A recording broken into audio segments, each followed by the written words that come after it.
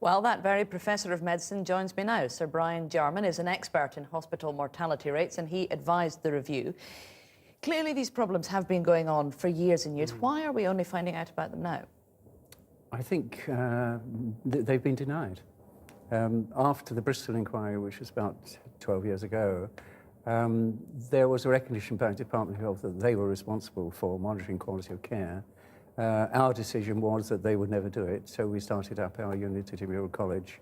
Over the last decade, we tried to get them to take notice of us, and they've just denied the data. And I think the reason why you say it's being denied. Have people been lying about it? Have the hospitals been lying about the numbers? Have the NHS been lying to us? I think they've said that the data is, we can't take it seriously and things like that. When we published it in 2007, they said they wanted added at the end of the report in the Telegraph that, to paraphrase, the readers should take no notice of the data. But we've had regulators going in, the Quality Care Commission and the like, have been going in, looking at these hospitals, supposedly on our behalf, to turn up this kind of information, haven't they? And they've been rating them as good. Well, yeah, they have, but actually they haven't been investigating.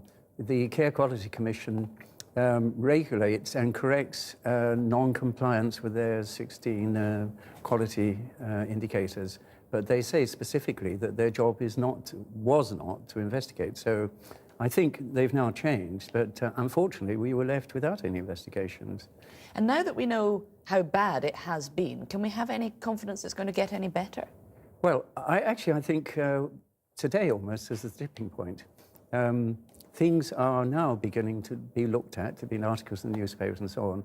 But I think actually the very big change was when the Francis report came out in February this year, which made quite clear the problems amid staffs. And also the Prime Minister, I think on the same day, said that these 14 high mortality hospitals had to be investigated. Now that is a completely different view from they had to be denied, which have been going on for 10 years. This is bound to become highly politicised because the problems that are being exposed in this report were happening under the last Labour government but continuing through the coalition as well. Is it possible to apportion blame, or is this not a political problem? Well, we have to be non-political, but we do have to go by evidence. So, I mean, political type evidence seems to me that the regulators all said at the inquiry, to paraphrase, we had to deliver a good news story to the Minister. The Minister said, well, we all had to do what Number 10 wanted.